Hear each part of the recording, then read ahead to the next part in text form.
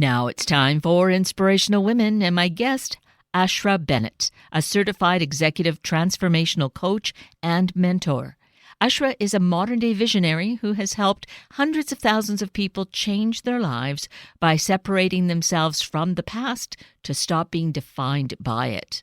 Let's meet Ashra so we can learn, because we are all on this learning journey, and I believe we do want to make the very best of it. Ashra Bennett, good morning, and thank you so greatly for being with us today. Thank you for having me. I'm excited to be present. I am excited as well because, well, one of the things in terms of your professional work, you're a transformational executive coach and mentor. So partly the mentor part, I'm hearing more, I think we're hearing more about the need and the value of having a mentor. And here you are, to fill that role for us, should we choose that, or to find out at least more about it. But as a transformational coach, this is really key because without doubt, we're living in a transforming time, aren't we? Yeah, absolutely. And I think undoubtedly most individuals are looking for what is it that I need next in my life in order for me to really reach my highest potential and capacity in whatever makes my heart sing. And for every individual, it's going to be unique to them, right? Right. Yeah, so it's a great period. Whilst it's a very transformative period that we're experiencing as a collective, it is a really big transformative period where we've come from a collective pause. 2020 was that real collective shift where we really had to internalize where we were and where we were wanting to go. And yes, it has brought a lot of change of emotion. There's a lot of grief because we've lost a lot of lives. But in that same transformational window, it's really giving us an innovative period to really think outside the square and to really look at the way in which that we have been living our lives and how do we want to pivot and adjust accordingly to how we want to live our lives in the new trajectory moving forward. And so it's brought up a lot of transformation, a lot of change in individuals in the way that we think and the way that we feel and the way that we believe. So the thing, Ashra, with these times, it's been a lot of upheaval, and there are people who will say, oh, we just want to get back to normal. But is that really wise? Is that practical? Is that really a way forward? So my first question would be, and it's a great question that you're posing, is what's normal? Because everyone's individual definition of normal is going to have a variation, right? And what is normal to me is not going to be normal to you, because how we apply ourselves and how we express ourselves and how we view the world is unique to us as an individual. We all meet each moment within each day as far as we're prepared to meet ourselves emotionally, mentally, physically, juggling the multidimensionality of who we are. We're not just this one-dimensional individual experiencing life. So it's a great question. In terms of what's moving forward, well, we don't live in the past. We have the now. And the unknown is the future. It's yet to arrive. It's not definitive. We're creating it. We're co-creating it every day. So, returning back to this sense of normalcy, while, yes, in 2020 we did have that really jolt, that kind of knee-jerk response, because it was such unknown territory. It was so foreign for all of us, not just an individual but a collective. And we did tremendously to get through 2020. And, that has brought back this sense of urgency to create some sort of normalcy and go back to normalcy. The reality is that there is no way of going back to what was. What was is what was. It's past tense. What we have is the now, and how are we going to reshape our own individual and collective destiny with what we have in this moment, so that we're co-creating a better future, so that we don't repeat the same habitual negative connotations or things that actually don't enhance who we are or enhance our society by regurgitating them. That kind of Groundhog Day of rinse, repeat, recycle. We don't want to do that. We're looking for more optimism and more optimal solutions moving forward. So I always love it when I get asked this question about the past and this sense of normalcy. Well, wouldn't you want to actually live your best life? And that's kind of the direction that I encourage people to really pause and ask themselves. Wouldn't you want to actually create a better harmonious existence for yourself where you're not just merely doing the Groundhog Day? Wouldn't you like to be living your highest potential? Because when we talk about normalcy, is that's kind of, grinding at the wheel and all of the stickiness and all the, the funky stuff that we used to have to work through. When we've got a clean slate, and right now we really do in many ways, is how do we want to paint that clean slate, or if you to visualize it as a canvas, how many hues of color and how do you want the canvas to look, and what do you want the story to look like, and how do you want to experience the story? So I love the question. I'm curious, what prompted you to ask that? It's just a term or words that come up so often in just stories and comments that people will make, even in news stories. Well, we just want to get back to normal. And with you, I think, well, was what we had really working? Yes, maybe it was for certain people, but was it for most people? Most of us? No. Yeah. Yeah, and I love that you framed it that way, okay, because the reality is that it was really serving a secular few, not the majority of humanity. And if we look at the dichotomy, and I don't really like to use that word because it has such a harsh emphasis to it, but there was a lot of polarity and a lot of dichotomy that was actually playing out in our society. And it was not benefiting the mass. And I think what has actually happened in the wake of COVID, it has really brought to light where we've got a lot of dichotomy in our system and where we actually have a lot of patriarchal tradition that has not actually benefited the mass. And, when we look at our minority community, they really have not been given the voice and the prominent presence that they so rightly deserve. And they are equally contributing to the rise of our society, our communities from the grassroots up. And so part of that normalcy is that, okay, we really need to take stock and look at culturally where are we going, and are we actually advocating for true equality, and are we really championing true diversity? And if we're doing that, then the normalcy of old isn't working. We need to now charter a new trajectory moving forward where we're really bringing the voice of everybody together and giving everybody an equal platform to be championed, to be witnessed, to be celebrated, and to co-create what a future looks like for all of the youth that are rising through. The youth of today, they really are our future. So what are we communicating to them? And, again, there is a minority of old that, yes, that sense of normalcy, it's working for a minority. It's a very small part of the populace at large.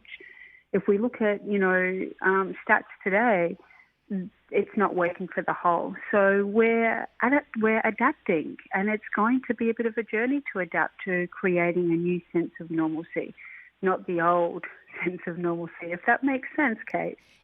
Truly, yes, it definitely does.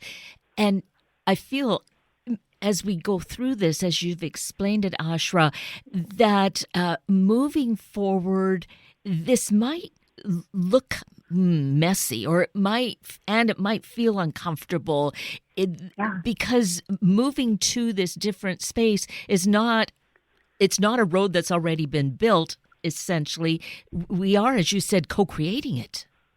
Yeah, we are. We're all visionaries, and I think it's important to remember that we are all visionaries.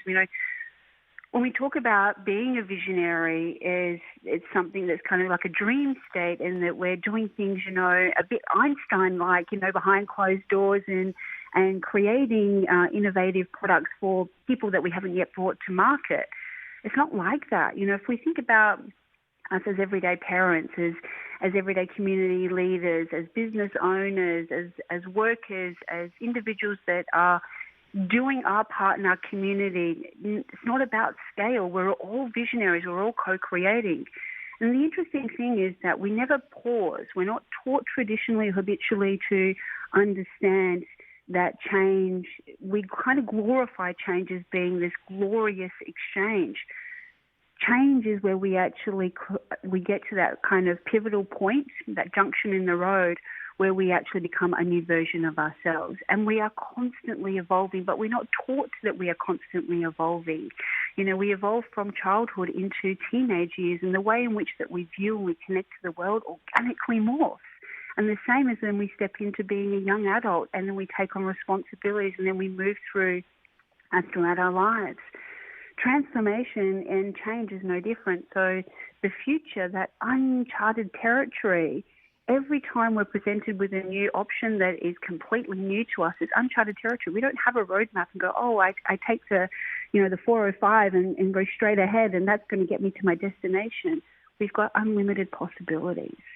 And with unlimited possibilities, it brings interpretation, because people go, well, I don't know what's going to be right. Well, you don't know what you don't know. That's part of that beauty. There's a lot of beauty in the unknown, because you get to choose. And in that choice is that you get to ask yourself some really pivotal questions. Is it aligned to what I love? Meaning, does it make me feel alive? Is it honoring my values? Is it in congruency with my beliefs? Does it celebrate who I am and what I'm about? And if not, well, then that's not the right choice for me. Next. What's the next opportunity? What's the next choice that's before me? So, yes, change is messy, because it gets us to ask ourselves the deeper questions. It gets us to go a little bit deeper than we previously may have been, with who we are and what we're about, and what lights us up from the inside out, and the choices in which that we're making, and the actions that we're taking, and how we're choosing to feel day in, day out in our lives. So, yeah, there's nothing glorified about change or transformation, but it's where we see the biggest growth in ourselves. And I'm sure yourself, Kate, you've had pivotal moments in your life where you've experienced things, and on the other side of it, you've gone, wow, looking back objectively, I'm a completely different person, right? Right. Yes, Yeah.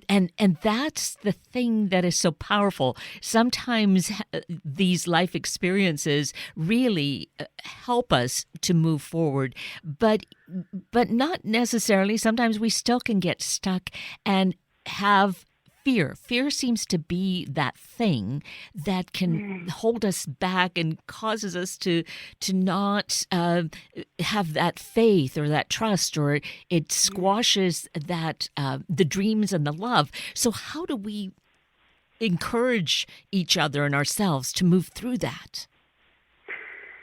So fear is ever present. So fear is the ego telling us as individuals to remain small, to be competitive, to stay in that lower density, and to not look to the unknown with joy or with possibility or with creativity and innovation and visionary. So it's interesting that we live in a society right now where everything is perpetuated off the back of fear.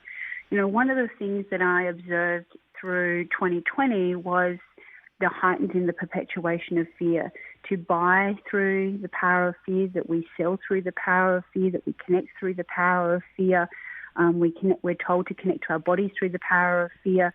And so this consumption, people are consuming fear unbeknownst to them more than, and you can probably hear the smile on my face as I'm saying this, because it's mind-boggling how much that we consume fear. And so in terms of how do you break that chain, it's to become more mindful of what you are connecting to, how much you're connecting to it, and how much are you actually feeding or buying into fear.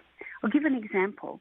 We're told that we need to vacation at certain locations. If we don't take vacations at these locations, then we're not quite good enough. If we're not driving the latest, certain four-wheel drive or SUV or latest model car, then we're maybe not cutting the grade. There's a fear element to that.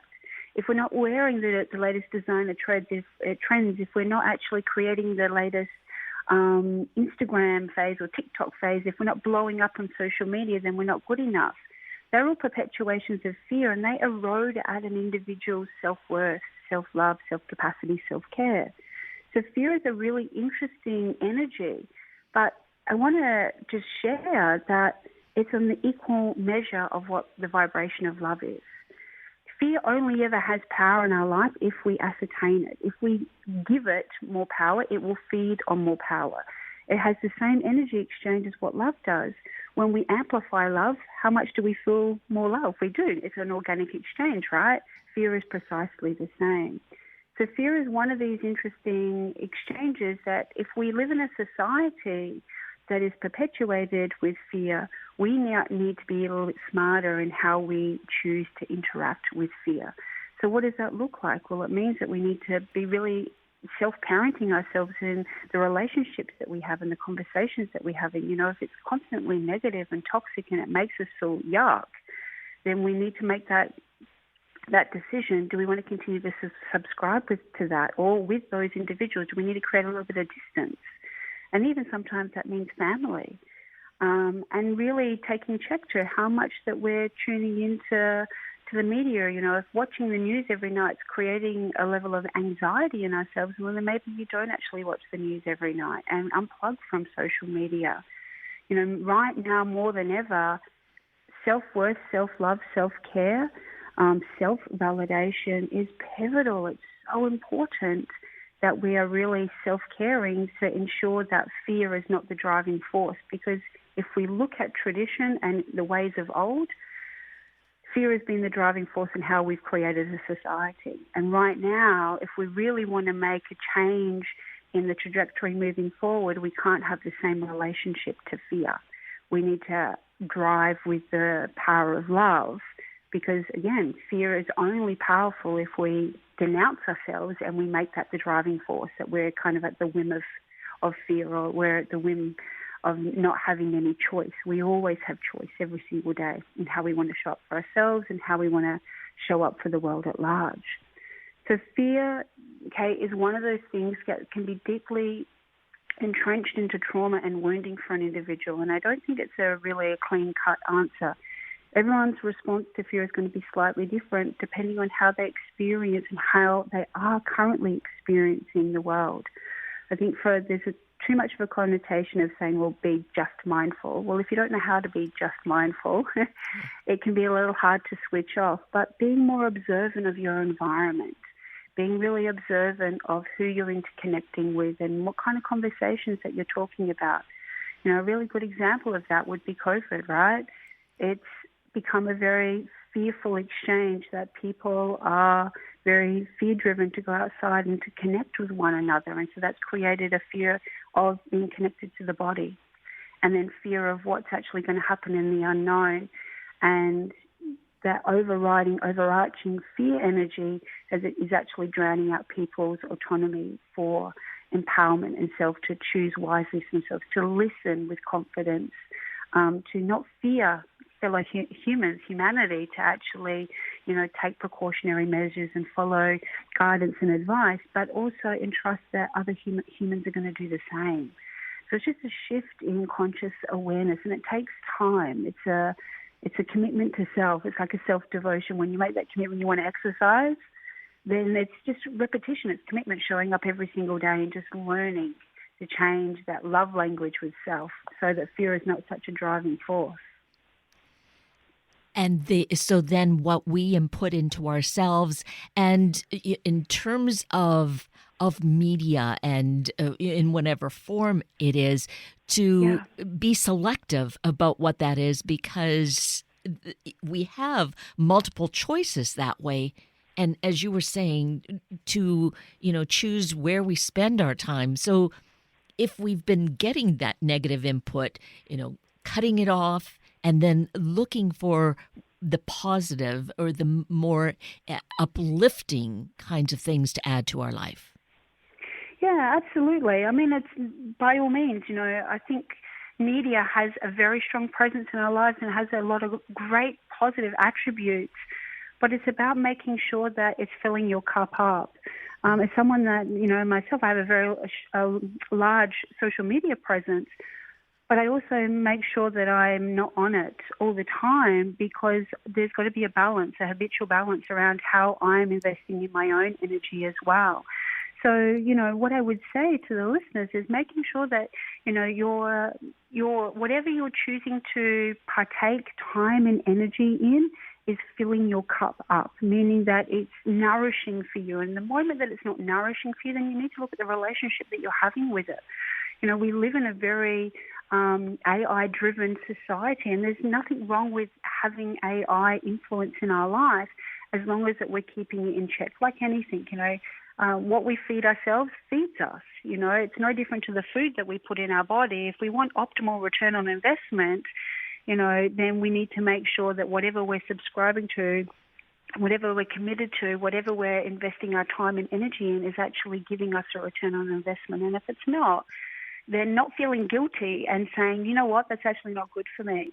There's simple things that we can do to reverse the imbalance, and it can be taking yourself out to nature. It might be, going to spend time in the garden if you're a green thumb. It might be taking yourself out to get a coffee and going for a walk. It might be going to the coast if you live near the coast. It might be going to the lake if you live near a lake and walking around the lake. It might be just sitting outside on your deck, and watching the birds and having a cup of tea, or, if it's later in the day and you want to have a glass of wine, have a glass of wine.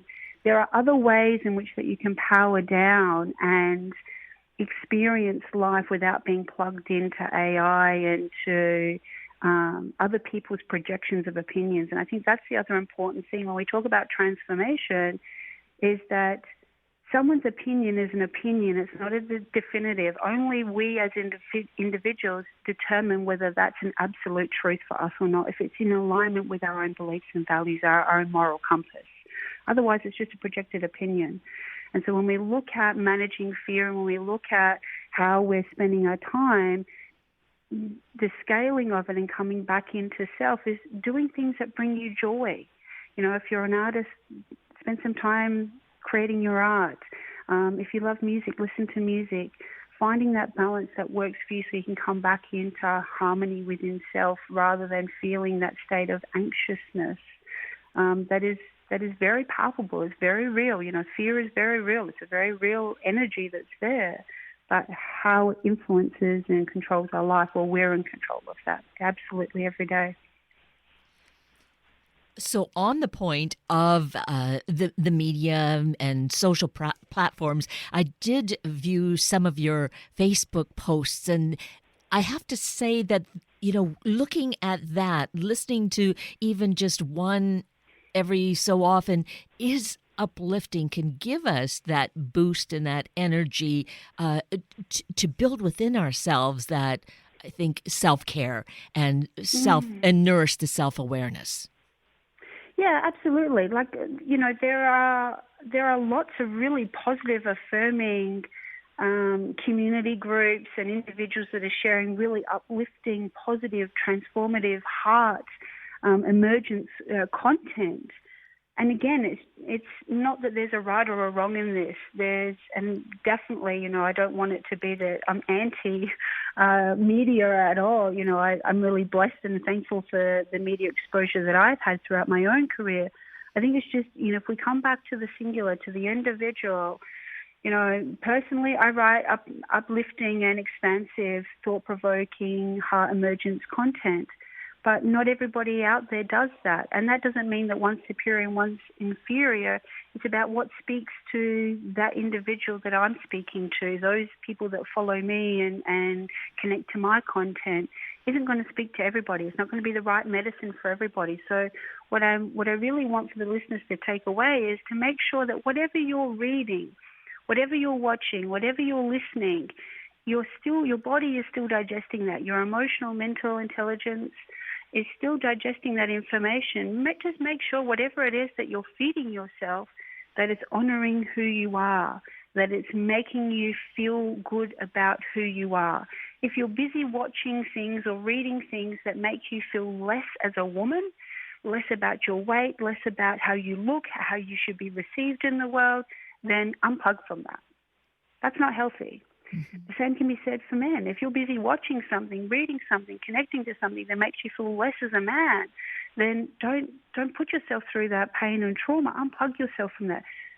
Connect to things that make you feel electric, make you feel alive, have gratitude, that love all the things that you have in and around you. It's not about material stuff. It's about your experiences and your connection to those experiences and the people in which that you can share those experiences with.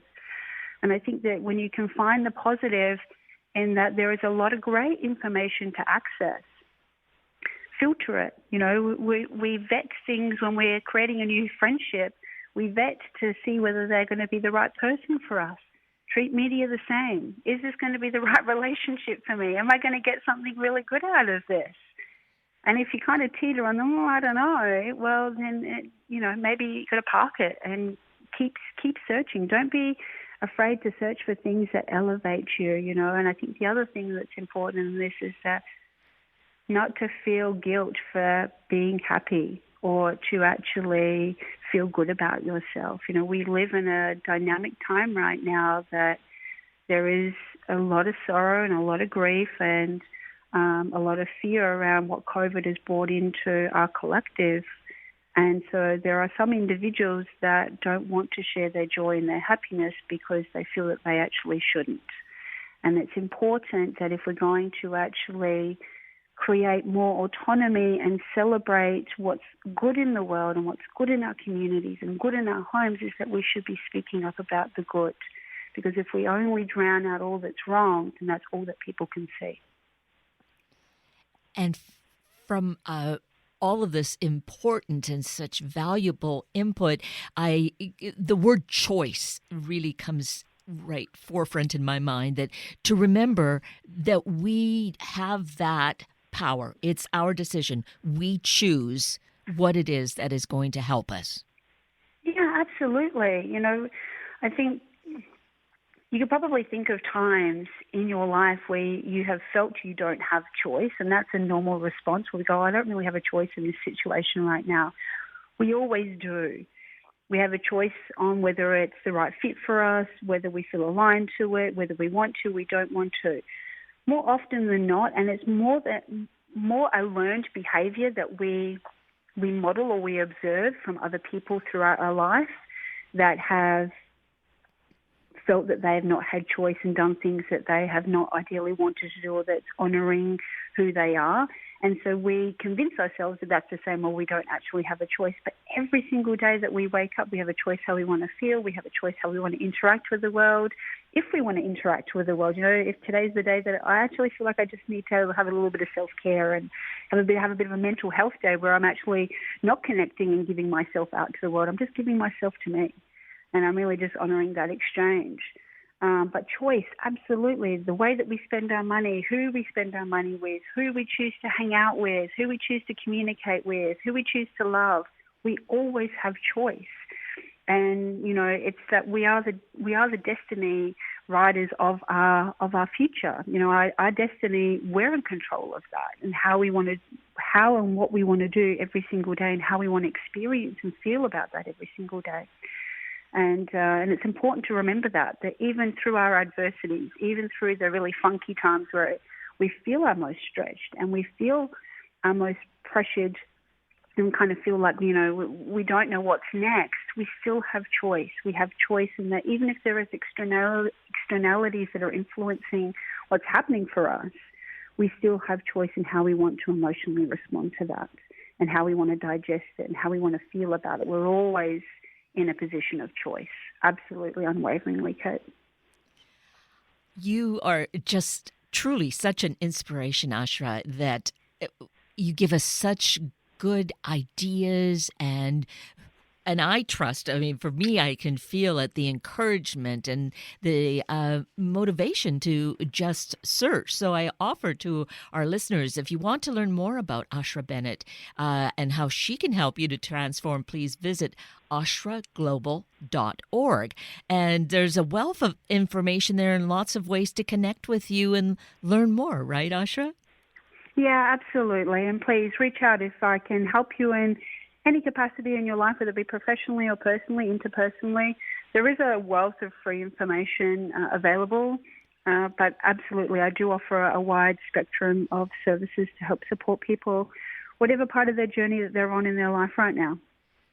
Well, we are so much the better for that because this is, as we were saying right at the outset, this is the time for major transformational change. Yeah, absolutely. And just remember that we all have the power and how we want the unknown to look like because we're all co-creating it and writing it together day in, day out. So it can be whatever we would like it to be. Indeed.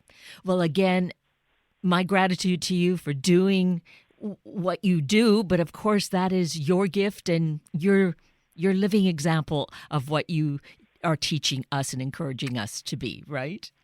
Yes, I love it. I wouldn't do anything else. It's what I was born to do. So thank you very much, Kay. I really enjoyed being here and sharing and passing some wisdom with the listeners. Very wonderful. And with that, we're at the end of a very full hour of Inspirational Women with Ashra Bennett and Sunday Morning Magazine with Dr. Adia Harvey-Wingfield. I'm Kate Daniels, your host, and I greatly appreciate you are sharing this hour with me and these special guests. For information you might have missed or details you'd like to know, please just send me an email, kated@warm1069.com, and I will get right back to you. Also, if you'd like to listen again or share these important stories with your family and friends, find the podcast on our Warm 1069 webpage. Simply click on the podcast tab, then either of the show names, and then look for the guest name. I now wish you and your family a day of self-awareness and feeling empowered to move forward. Have a week of the same, and then please plan to join me again next weekend for another hour of Sunday Morning Magazine and Inspirational Women on Warm 1069. Good morning.